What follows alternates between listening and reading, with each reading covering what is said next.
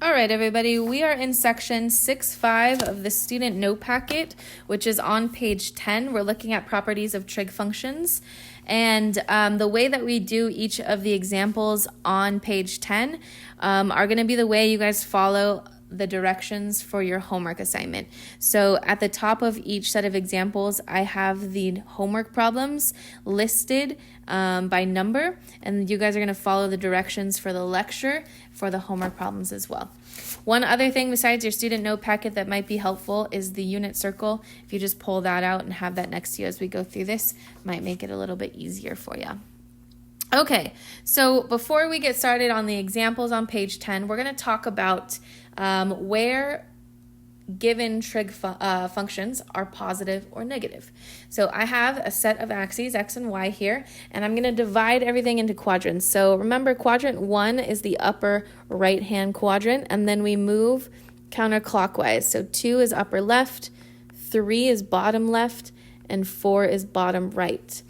And if we think about what we know in each of these quadrants, we can determine where our trig functions are positive and negative. So if we start with the first quadrant here, first quadrant, we have x and y both positive. So I'm just going to represent that as two positives in an ordered pair.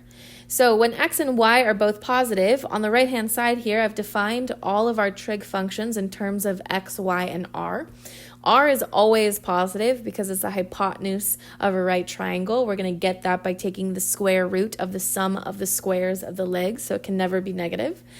So when x and y are both positive and r is always positive, we have all of our trig functions positive in the first quadrant.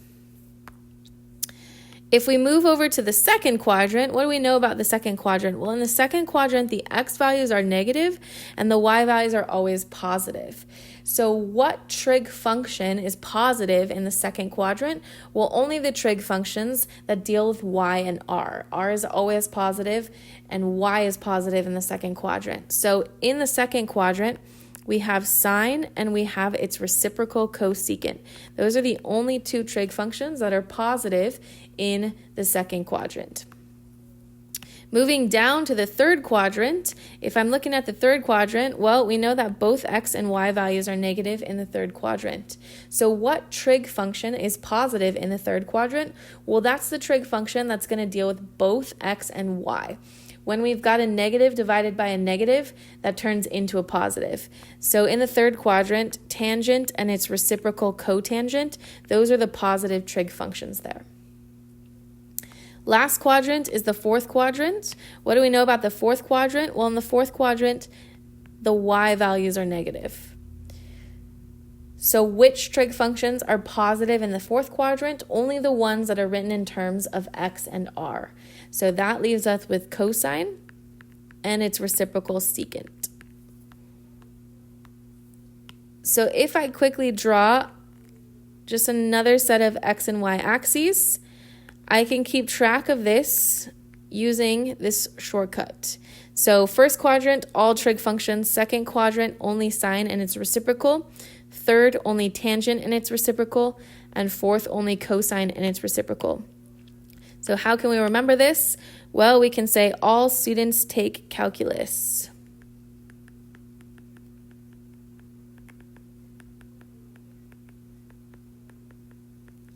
If we follow from first to fourth quadrant, first quadrant, all trig functions are positive. Second, sine and its reciprocal. Third, tangent and its reciprocal. And the fourth quadrant is cosine and its reciprocal. Okay, so let's actually use that. Let's apply the concepts of where our functions are positive and negative to do some of these examples. So examples A, B, and C, you guys are going to draw a diagram and then find the value of the 4 remaining trig functions. You will do that for homework problems number 35 through 42 as well. So we're given the sine of theta is 12 over 13 and the cosine of theta is 5 over 13. So the first thing we're going to do is draw a diagram. And we have to figure out which quadrant this diagram is going to live in. Now, sine and cosine are both positive in this example. The only quadrant where sine and cosine are both positive at the same time is the first quadrant. So I'm going to drop a right triangle in the first quadrant. I always drop the perpendicular to the x-axis, and I will call this theta. And we're going to fill in what we know about theta. What would make the sine of theta 12 over 13? Remember that we define sine as y over r. So the y component, or the height of this triangle, has to be 12, and its hypotenuse must be 13. Similarly, cosine gives us x over r. Now we already have r filled in, that's the hypotenuse, but the x component, or the base of this triangle, is going to be 5. You could have also found that third side length using Pythagorean theorem. So we were given sine and cosine, which means we have left tangent, cosecant, secant, and cotan to find. So we will always write tangent of theta is equal to, cosecant of theta is equal to. This is what I mean when I say write the trig equation. We are taking the tangent of an angle and we're getting some ratio of side lengths. So I need all of those components there for full credit. Tangent is y over x. So tangent in this case is going to be 12 over 5. Cosecant is the reciprocal of sine. The reciprocal, 13 over 12. Secant is the reciprocal of cosine, which will be 13 over 5. And cotan is the reciprocal of tangent, or you could think about it as x over y. 5 over 12 there. Example B, we're given sine and cosine again. This time, though, sine and cosine are both negative. So we've got to think about where our diagram is going to live. What quadrant? Well, there's only one quadrant where sine and cosine are negative at the same time. And that quadrant is a quadrant where tangent is positive. So we're going to be in the third quadrant. I'm going to draw a right triangle, dropping the perpendicular always to the x-axis. And I'm going to call this angle here that we've created theta. And we're going to fill in what we know about theta. Well, we know that the sine of theta is negative 5 over 7. Remember, sine is always y over r. R is the hypotenuse of this triangle. It always has to be positive. So 7 is going to be the positive value, which leaves negative 5 as the y value here. And that makes sense. We're in the third quadrant. That y value should be negative. Similarly, with cosine, we are told cosine is in terms of x over r. R is already 7, got it labeled there, which makes the x component negative 2 root 6. We're in the third quadrant, which means that x component should also be negative, so everything lines up. Doesn't matter if your triangle is not necessarily drawn to scale, but that's our diagram. So what's left to find then, again, is tangent. Tangent is y over x. Now, from what we know about tangent in the third quadrant, we know this final value is going to be positive. So I can drop those negatives and we just need to rationalize. So I need to multiply top and bottom by the square root of 6. Our final answer then is going to be 5 root 6 over 12.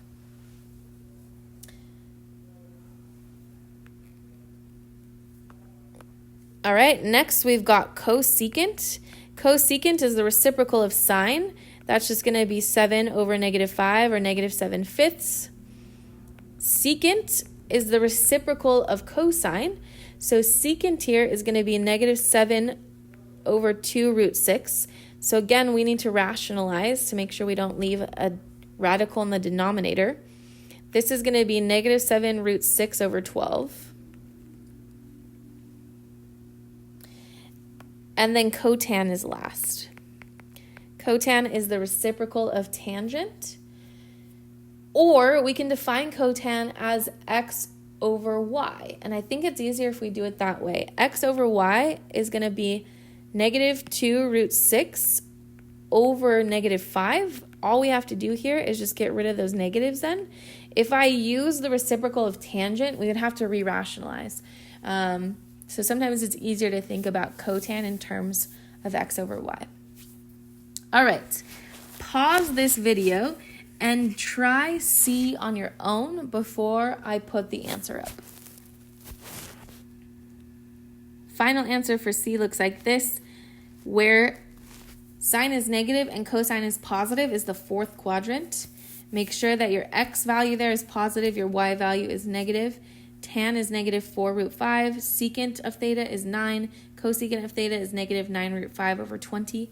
And cotan of theta is negative root 5 over 20. All right, so the next set of examples are going to correspond with the homework problems 43 through 58.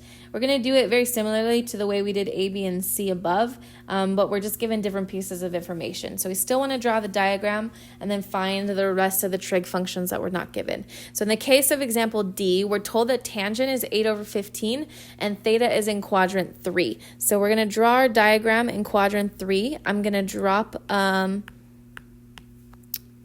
a right triangle in that quadrant, connecting the perpendicular to the x-axis. And what would make the tangent of this angle theta equal 8 over 15? Well, remember tangent we define as y over x. So the y component there is 8, the x component there is 15, but we are missing two important things. We are in the third quadrant. Tangent is positive in the third quadrant, but it comes from both x and y being negative. So don't forget the signs there, otherwise the other trig function values that you get are going to be off. So we need to find the rest of the trig functions. So let's start with cosine. Cosine is x over r, which means we actually have to solve for r. So in this case, we're not given certain information that we were in the examples above. So how do we solve for r? Well, let's use Pythagorean theorem. R is equal to the square root of negative 15 squared plus negative 8 squared. This is equal to the square root of 225 plus 64. And that is the square root of 289, which is 17. Always positive because it is a length. All right, so cosine then, x over r, in this case it's going to be negative 15 over 17. Sine of theta is y over r, in this case negative 8 over 17. We're given the tangent, so we don't have to worry about that. Let's go with secant theta, which is the reciprocal of cosine. That's just negative 17 over 15. Cosecant is the reciprocal of sine. That will be negative 17 over 8. And cotangent of theta is going to be the reciprocal of tangent, which will be 15 over 8. Different pieces of information, for example, F. We're given the cotan of theta is 3/2, and we're told theta is between 0 and pi over 2. So in this case, remember, pi over 2 is 90 degrees. We're in the first quadrant.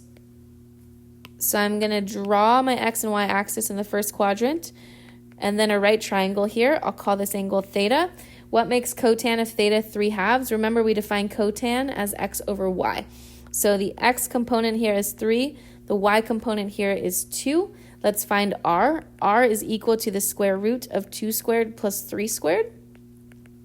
So it's the square root of 4 plus 9, which is the square root of 13, and that's just not going to simplify. So we leave r as the square root of 13, and we find the trig functions we were not given. So let's start with the cosine of theta. Cosine is going to be 3 over root 13. We're going to rationalize by multiplying by the square root of 13 over the square root of 13. And we're going to get 3 root 13 over 13. We'll do something very similar for sine of theta. So sine of theta is y over r. That's 2 over root 13. When I rationalize, we're going to get 2 root 13 over 13. The tangent of theta is the reciprocal of the cotan of theta, or y over x, which is 2/3. And then let's talk about secant theta. It's the reciprocal of cosine, or it's r over x. So in this case, I'll go r over x, which is root 13 over 3. And then the last one, cosecant of theta, that's the reciprocal of sine, or r over y. So in this case, I'll go r over y, make it a little bit easier, less to rationalize there. Okay, final answers for those three. H is the last example I'm going to work through with you guys, and then you'll pause the video do E, G, and I, and see if you guys get those answers before I put them up. So we're told that the sine of theta is 5/6, and we're told the secant of theta is less than 0. The only important information that this gives us, anytime a number is less than 0, that means the secant of theta is going to be a negative value. That also means that the cosine of theta is negative as well. Its reciprocal cosine is also going to be negative. So we need to draw our diagram in the quadrant where sine is positive and cosine is negative. So sine positive, cosine negative, that puts us in the second quadrant. So we're going to draw our diagram here in the second quadrant. I'm going to drop my triangle, label this angle theta, and what makes theta, the sine of theta, 5/6? Well, when the y component is 5 and r is 6. Before I start finding the 6 trig functions, I just need to figure out what r is, what the x component of this is. So in this case, x is not the hypotenuse, it's one of the side lengths. So to find x using the Pythagorean theorem, we're going to take the square of r and we're going to subtract the square of y. So x here is going to be equal to the square root of 36 minus 25, which is the square root of 11. Okay, so that is the numerical value of x, but remember that we're sitting in the second quadrant, so that needs to be negative. X values in the second quadrant, always negative. And now we can solve. So cosine is x over r. We already have sine, so tangent's last. Tangent is y over x, and I'm going to rationalize. When I do, I get negative 5 root 11 over 11 for the tangent here. And then we move on to the reciprocal functions. So cosecant is the reciprocal of sine, it's just 6/5. Secant is the reciprocal of cosine, that is going to be negative 6 over root 11. When I rationalize, negative 6 root 11 over 11. And then cotan, lastly, reciprocal of tangent or x over y. And I'm going to approach it as x over y here. Okay, pause the video, give the last 3 examples a try, E, G, and I. Draw the correct diagrams, pick the right quadrants there, and then come back and check your answers. All right, final answers here.